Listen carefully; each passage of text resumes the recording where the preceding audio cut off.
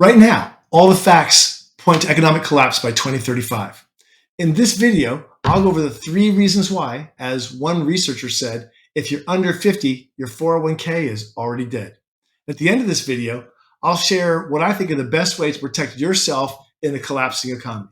Infinite growth on a finite planet is just not possible.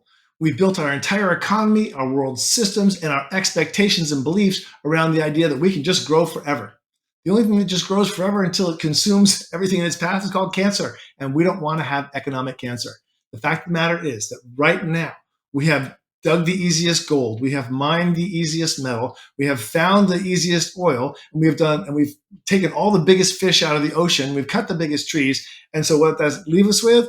Less and less and less. So it costs more to get the same resources. It takes more energy and more time, more effort to get the same amount of tin or gold or oil or anything else. And the fact of the matter is that we've denuded, we've depleted, we've wiped out so many of the Earth's forests and animals that we have used to eat and to live by that right now we're looking at an ecological collapse. So you can expect we have already hit peak resources on the planet.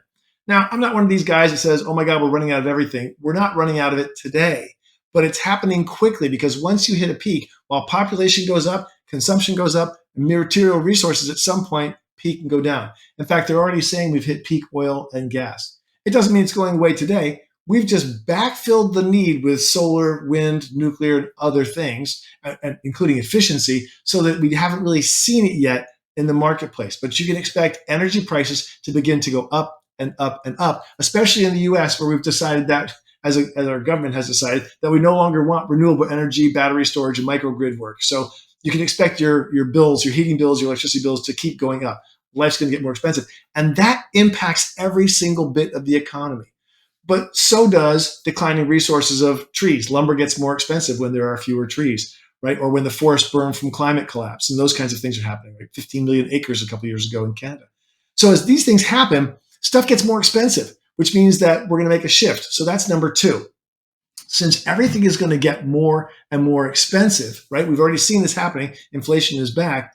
What happens is you spend more of your money, and we all do, on the necessities of life, not on the consumer products that make the economy boom, right? So people will hold off getting that big screen TV at Walmart or Kmart or Costco or anyplace else. They'll hold off on getting it because food costs more, sneakers for their kids cost more, notebooks for their kids' school cost more, gasoline costs more. So we begin to buy less and less of the consumer goods, which drags the economy down, right? Because we're focusing on the more expensive food and more expensive other things. And that's another piece to this, which is that the market is going back and forth between these tariffs and between these trade wars and everything else. And that's costing you more and more. Now, the second piece to that, right, of things getting more expensive, is that you've got AI and robots coming on board, right? And people say, well, that's not going to be here for a couple of years. No, it's already here. So let me give you 2 examples. One, if you have a call center, right? You call in your insurance company, you call somebody that's in business, you call some other place where you're trying to get some help. You're typically going to get a human being for the past 30, 40 years. And they'll answer the phone after you punch through 400 different buttons to get to somebody live. You get a human being and they talk to you and they help you solve your problem, hopefully. So 2 companies side by side. One has 100 employees, another has 100 employees. This guy, though, goes out and says, the heck with this. I'm going to keep my top 5 employees and the other 95 in the call center. I'm going to fire and instead bring in software that's AI driven. I'm going to bring in an AI agent to replace all these people. I've got all these calls recorded because they always record all your calls. I'm going to put that data into the AI and all the rules about my business and all the FAQs, the frequently asked questions. And I'm going to train them using the top 5 people that I'm keeping. And now this AI bot engine is going to answer the calls, and we're going to fire 95 people. The company over here that keeps their 100 people, they go out of business because the AI can answer multiple calls at once. They can have 5,000 calls a second instead of 100, right? So what you're seeing is you're going to see the reduction of millions of humans working in call centers and other places where you answer the phone, and they're going to be replaced by AI. The same thing's going to happen with robots, right? Well, robots aren't real. It's going to take a long time. No, they're already being used. Amazon right now uses more robots than humans. What? Yeah, when you buy something at Amazon, if you got like a cup that came to you from Amazon, guess what? It was probably handled by a robot. And they're not hiring more people, they're hiring more robots. And they're going to replace as many people as they can with robots. Why? Robots can work 20 hours a day. They can charge for 4. And humans need coffee breaks. They get health care. They need sick care. The kids get sick and they have to go pick them up at school. They leave early. They don't come in. They work for only 8 hours. I mean, all these limitations to being human, which are natural and good, are now going to be replaced by robots. There's a company in South Carolina. I won't name the name because I just heard the podcast about it and I haven't confirmed it. But they talked for half an hour about they're opening up a whole new section and they've been using robots now for several months and they're faster, cheaper, better than humans. They don't get sick. They don't get injured. And they can work for 20 hours a day. So robots are going to take over millions of American jobs. If you think that manufacturing is coming back to the United States, and in the past 6 months, we've lost, I think, 72,000 manufacturing jobs, in part to automation and robots, the fact of the matter is most of the new factories coming back to America, if they come back at all, are going to be automated and robot filled and AI filled. They're not going to be humans. They're going to be a couple of technicians paid a couple $100,000 a year. And instead of 5,000 humans, there'll be 5,000 robots or 3,000 robots. And that's what's happening. And so that's going to make everything get worse for the economy. So there's going to be more unemployment. There's going to be more distress in the workplace. There's going to be, all the new hiring will be robots and AIs at some point. And what that means is you're going to make less money relative to the cost of things in the economy.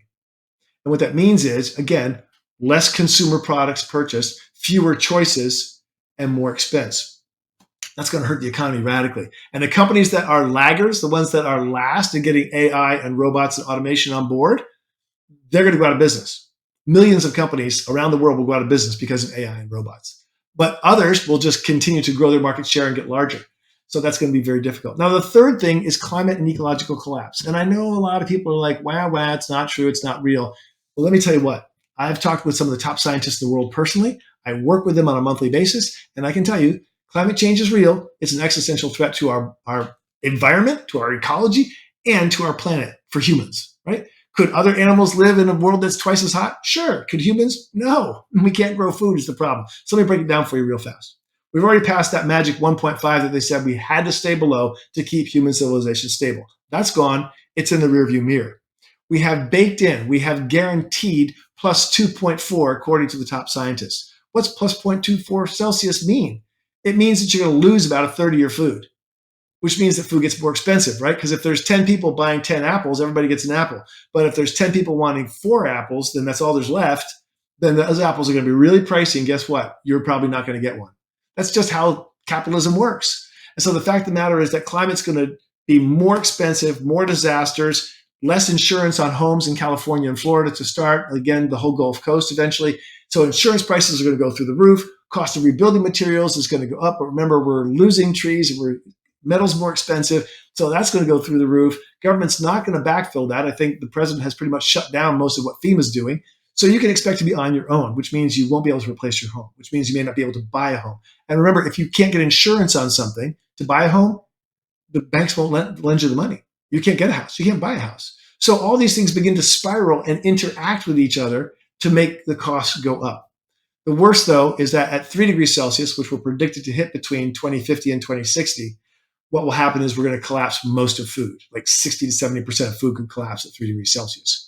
But let's scroll back to what we wanted to talk about, and that is about collapse by 2035 of the economy. But all these things are going to come together. They are already coming together. You can already see it in the markets. They're already pricing in disaster after disaster. And that's going to impact you and your budget and your ability to maintain yourself economically, your capacity to even retire. Because if your economy collapses and the market collapses, your assets, your 401k, they collapse. And that's what they're talking about.